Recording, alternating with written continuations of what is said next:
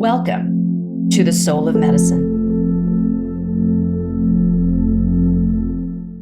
All right. Well, welcome. It's so good to see you. It's so good to see you both. Yeah. I'm so glad to have you on our podcast. You've been instrumental in my life, in Rob's life, and a lot of our friends and patients. So just so honored to have you here with us. Thank you. I am honored to be on this podcast too. I think it's amazing, the work you guys are doing and everything. It seems to be going right along with what we're all supposed to be doing. Yes, thank you. Thank you. So let me introduce Marjorie. She is an international psychic medium from Lancaster, Pennsylvania. From the time that she was a child, she knew she was intuitive, and she was born with a unique vision.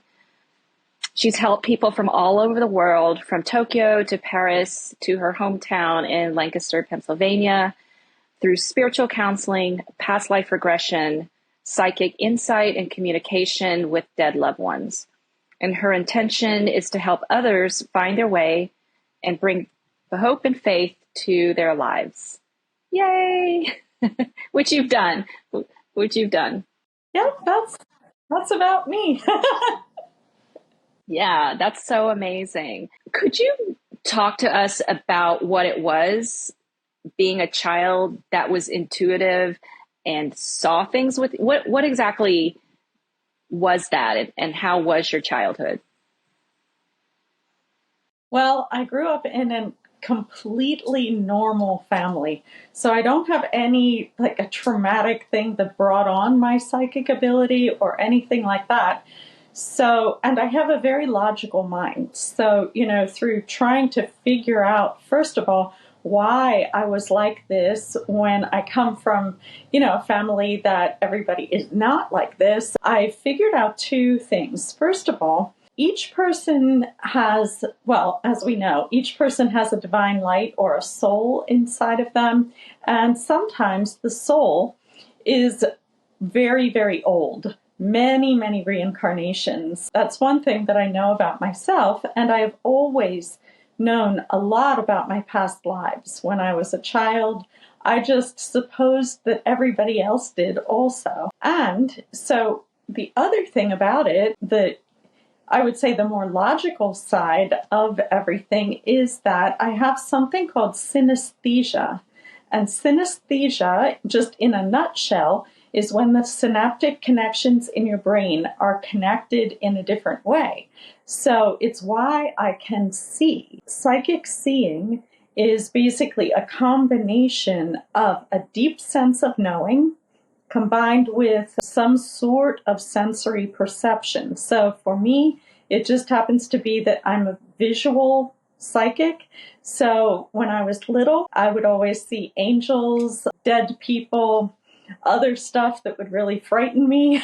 And so, back then, actually, up until I was about, I would say 35, my psychic world was just way out of control. I had no idea what to even do with any of it. If I saw dead people in my home, I would just think, oh, get away from me.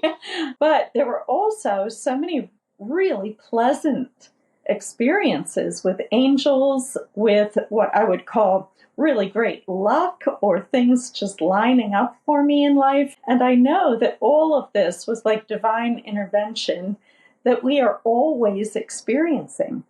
One of the things that is really important for everyone to know is that we all have this divinity within us, and it's much more powerful than some people even know. That is so amazing. And so it was 35 before, all of that was going on, and I couldn't imagine. I was curious. Did you talk to people about this? Did you have a mentor that was like, "Oh, honey, No. you're fine. No, That's normal." the problem. When was the moment when I would think your nervous system that you really allowed that, like, this is who I am, this is how I was born, these are my gifts? Or were you getting feedback from people? How did this play out? Because I know that this happens to a lot of people. Even with myself, when I get hits, I'm just like, dude, and this is why I have been talking to you for years, of like, Marjorie, make sense of my life. Like, what the hell is going on here? Which, thank God you did. And so I was just wondering, what was it? What had to happen in your life to allow you to be grounded in your gifts? Because it seems like you're one of the only psychics, intuitives I know who's just, you're pretty chill with it. You're just like, this is just the way it is. I see dead people, man, and that's just a fact. Well, it wasn't, growing up, I wanted to be normal. So, I didn't tell my friends, I didn't tell anyone outside of our family. With my parents, they were always just thinking, you're just probably dreaming this, or that can't possibly be true. There were a lot of frightening experiences with the spirit world when I was growing up, such as waking up with my bedroom filled with dead people, or, many different things that were terrifying to me. So the real reason that I, decided to just accept everything was I got really sick of it all, actually. And I bought a house. I was around maybe 30, 34, 35. I bought a house. By that time, I had 2 little kids, and I had also left my ex-husband. And so I bought my own house. It's an old house where I'm actually living now. I moved into the house, and it was filled with dead people, residents. And, my children can also see. So they were seeing people, I was seeing people, and I was just so fed up with it. I just wanted to live a normal life. At that point, even though my degree is in elementary ed, I loved cooking. So I was running my own catering business and having a great time with that. And just a side note, there were many dead people that were attending the parties also, which was kind of funny.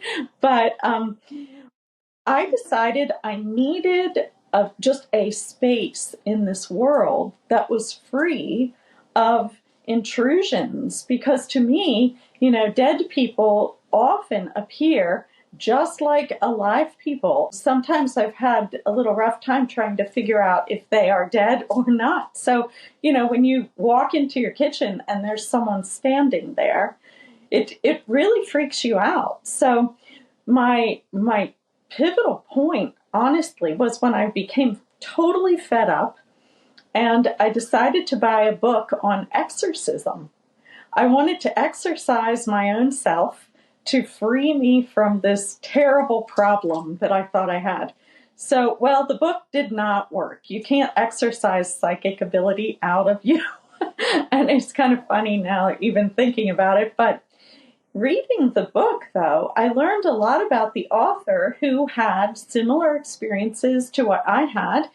And he suggested that I talk to the dead people that I see. Well, this was something way out of, I would just tell them, get away, get away. But I started to talk to them, and they were just normal people who were lost, or who wanted something, or who wanted to be in touch with their family. And that one step began to lead me into the next and next. So the first person that I told outside of my home and my children was a friend of mine who was a father at the school where my one son attended. And he was the director of the Historical Society locally. And he was very interested in what I could see. So my first job as a psychic was helping with historical research for artifacts that they had no idea what they were.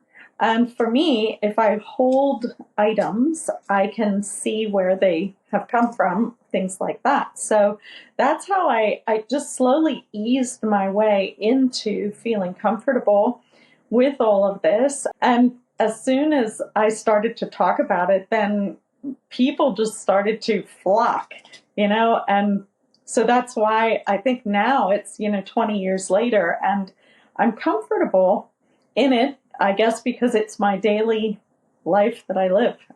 Every day I talk with angels, always surrounding me. Every day I talk with ascended master beings, but also if I run into dead people, I chat with them also and try to figure out what's going on and how I can assist.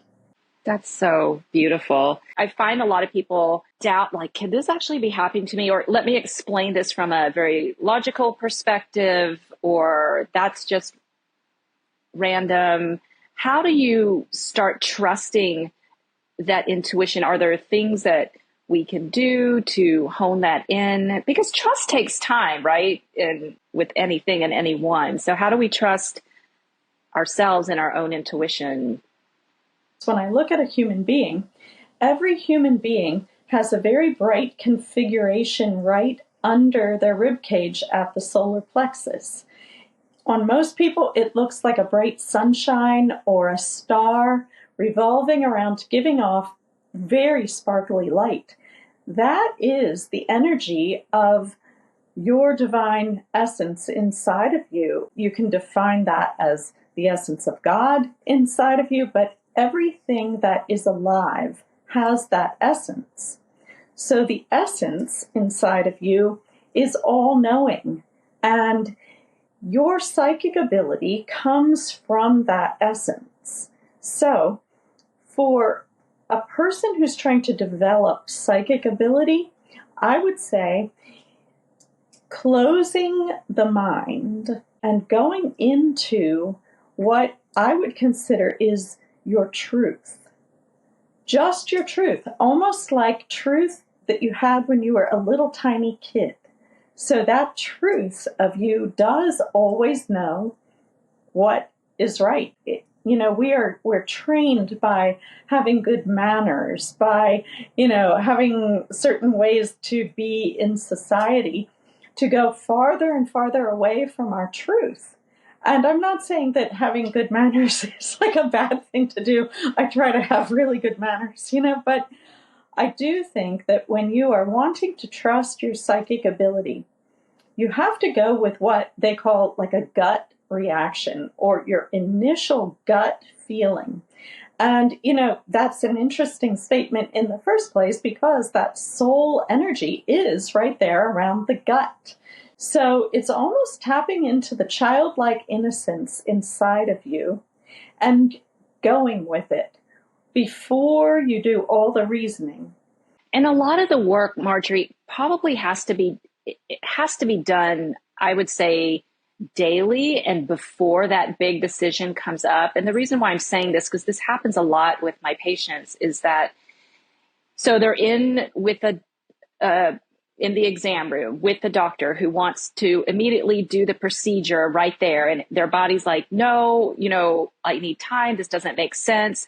And because, there's somebody of authority speaking over them and they're like in this vulnerable position and they're very intuitive and their body's screaming no.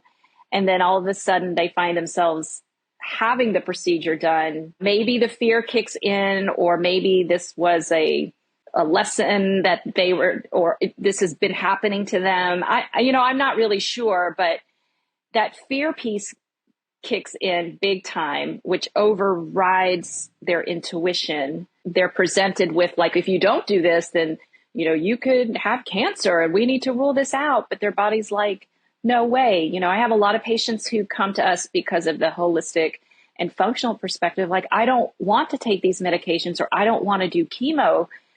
I need a different option. And then we're working in conjunction with specialists. It's kind of hard because it's those two people talking, the fear and the soul or the spirit. And it's hard for that discernment in the moment when it comes up, when you have to make the decision, or, the big thing comes up sometime in your life and you haven't really been prepared for that. So what I'm asking is, these daily practices are important in the mundane things, I feel, because it's like do I want cream in my coffee? Do I want to wear green today? Is this what I want to eat? Those are the mundane, small things when we can start to trust ourselves, and then when the big question comes up, it's a little bit easier to have that discernment, listen to or know what my intuition is versus the fear. Absolutely. And from being a doctor that when you are put on the spot with a fearful decision to make, all of the blood rushes from your frontal cortex to the amygdala, and then you turn into reptilian brain. You can't think at all.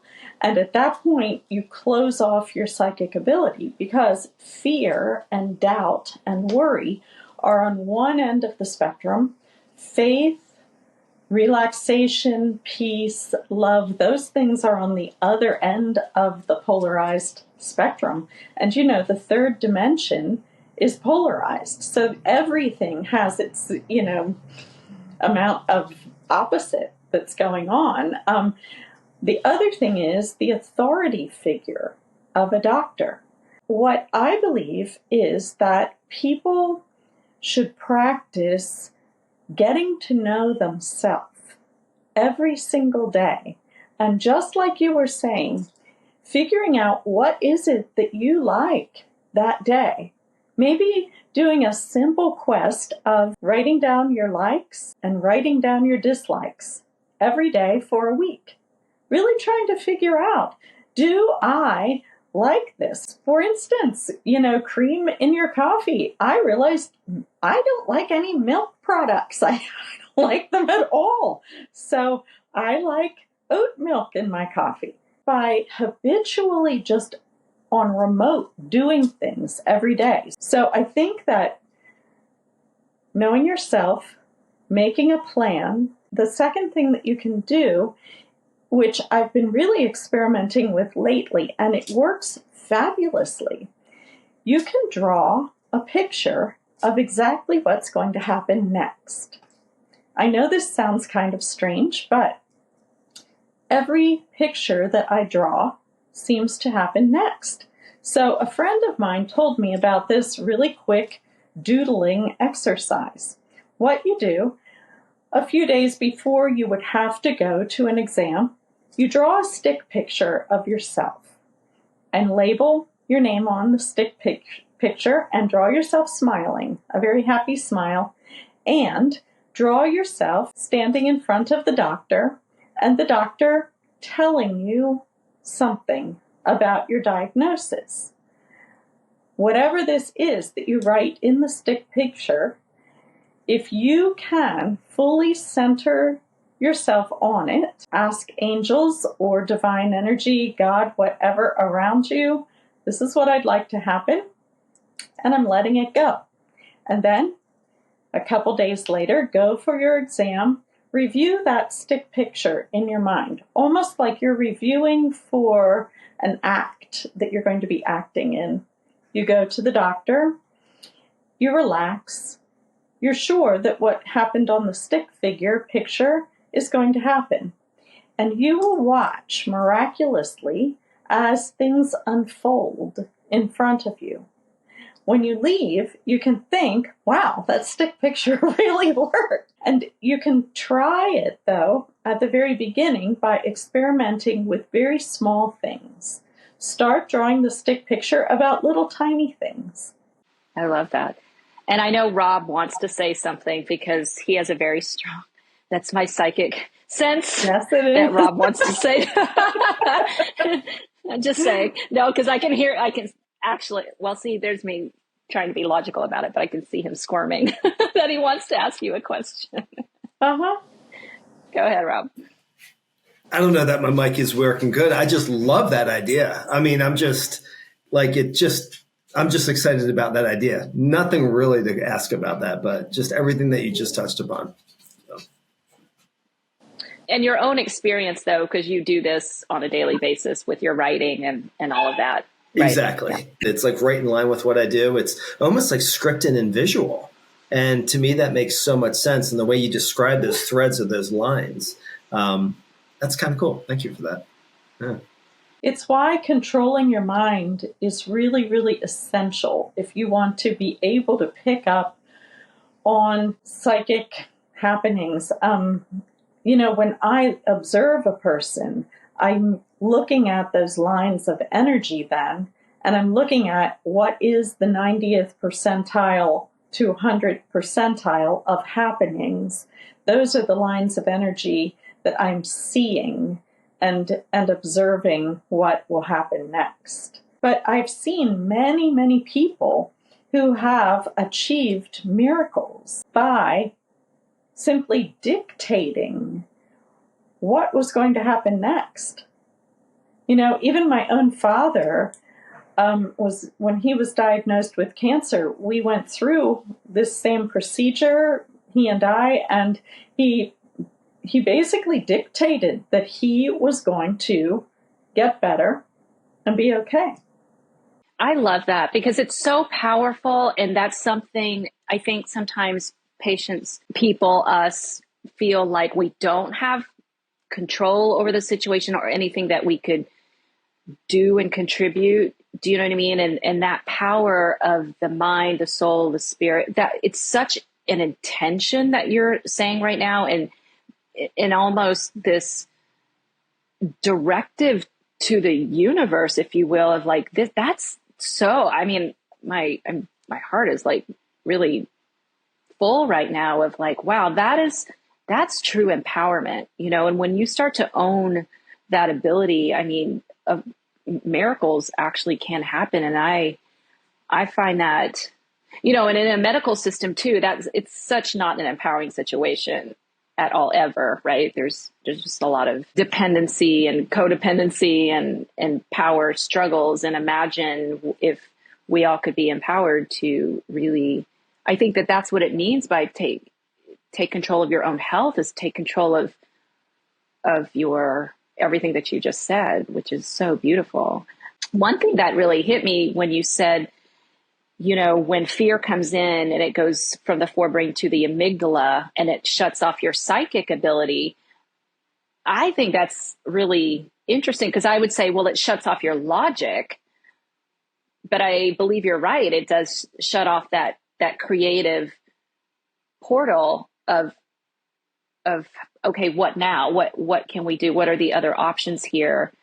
Which leads to what you're saying. I need space and time to figure this out, that liminal space of where creativity can actually happen and shifts can happen. So that's really amazing. I also do think, though, using medicine, because we are physical beings in this dimension. So using physical medicine along with controlling the mind is the key to making things work out. Sometimes you need medicine. Sometimes you need that, heavier density to cure yourself. Sometimes, for instance, like I cut my finger this last January, I had to take antibiotics. But along with the antibiotics, I used my mind. I drew the pictures of me saying, hey, my finger is better today. I used that uplifting feeling inside of me of it's more than hope. It's a knowing. It's a knowing that my finger is going to get better and there is no other option. That's what I'm going to do. Now, when you think about something like death is not the worst thing that a person could experience. Death, actually, for the person who dies, is perfectly fine. Every dead person, and I've spoken to millions of them, dead people that are living in the fourth dimension, which is what we call heaven, they are perfectly happy. Absolutely happy. We're the ones in the suffering realm here. So a lot of times people are fearing death or feeling like because somebody dies that they failed.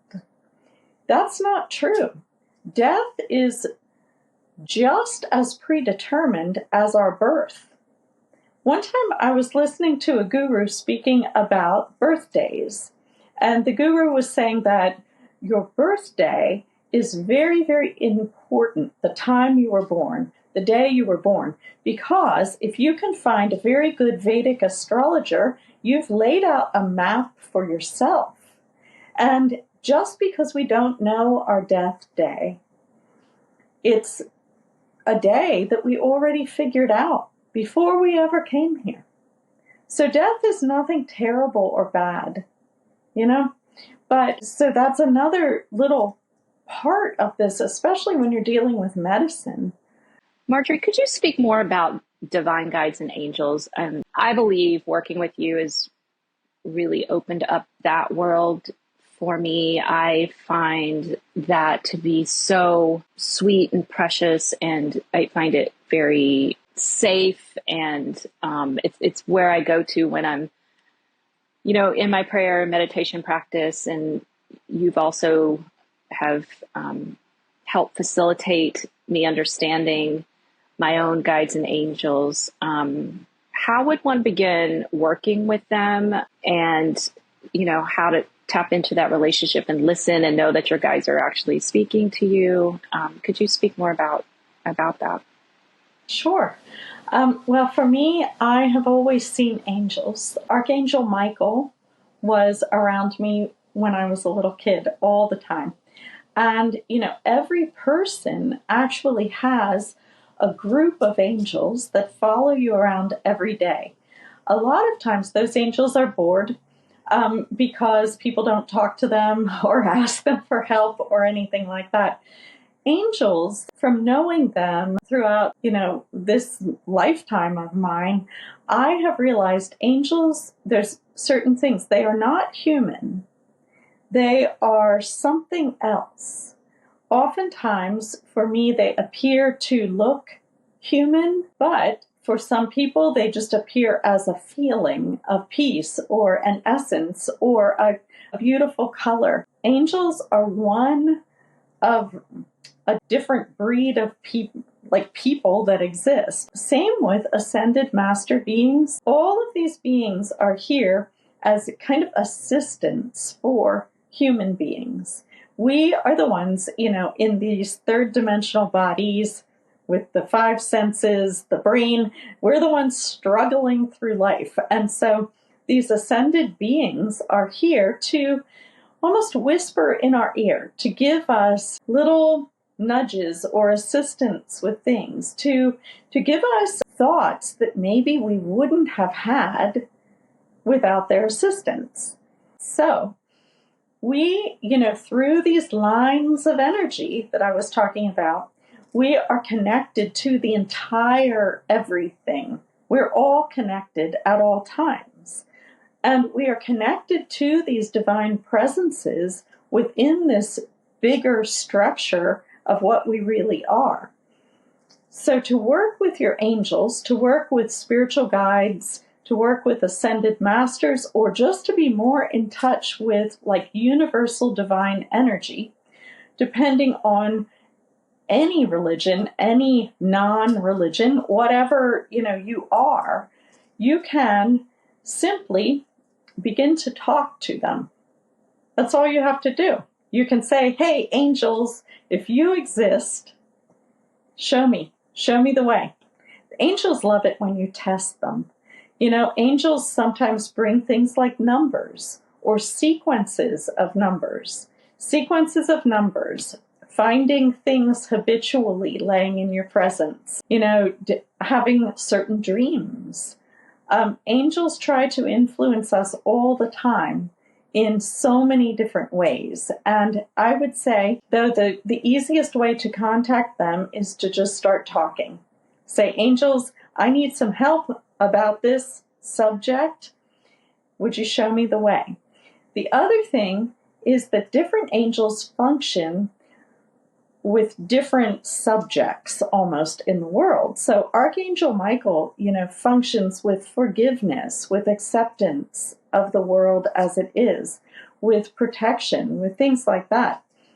Archangel Raphael functions with healing. Archangel Gabriel with insight. So, asking certain angels for help with certain things that you're doing can lead you to like better and better progress in connection with the angel. One of the things that I suggest often to clients that come to me is to take one angel per week and talk to that angel all week long. Try to feel the feeling of that angel, because angels have a certain feeling. Archangel Michael feels completely different than Archangel Jophiel. Archangel Gabriel, completely different than Archangel Zadkiel. And so if you go online and you look up angels, you might find the one that could help you with a particular problem, and then start talking to them all week long. See what happens. See how they guide you. Thank you so much, Marjorie, for this. I mean, there are so many pearls. I'm going to go back through and write everything down. So how can one get in touch with you? How can we follow you or make appointments to? Well, there's lots of ways. So the quickest way to get in touch with me to have a session, I do in-person sessions here in Lancaster, Pennsylvania. I travel and work all over the world also, but I do a ton of phone sessions and, video sessions. So quickest way to get a session is to text me. I will, you can share my phone number with everybody. And secondly, you can go to my website, marjorieo'rourke.com, and you can do a request form if you want to go that way. You can follow me on Instagram, Marjorie O'Rourke, on Facebook, any of those things. But the quickest way for a session is to send me a text. Yes, and one other thing, very soon, I'm also a writer, and I do have a new book coming out very soon. It's called The Miracle Masters, and it has a lot to do with connecting with angels, with higher forces, things like that. So when that is available, you'll be able to buy it through my website and through Amazon, etc. So that's exciting. Both of you, thank you so much for having me. Amazing. She's like life-changing. So we'll be sure to get your information out to them. So thank you. Okay. Thanks, Marjorie. Have a wonderful night. And remember, tomorrow morning when you wake up, everybody say, wow, it's going to be a great day. It's going to be a great day. It's going to get better and better for me today. Beautiful advice. Beautiful advice. Thank you. Thank you for listening to this episode of the Soul of Medicine podcast, where science meets soul for whole health healing. Are you ready to reclaim your energy, vitality, and soul purpose? Then feel free to head to our website at kcorpusmd.com and schedule an appointment for your root cause review.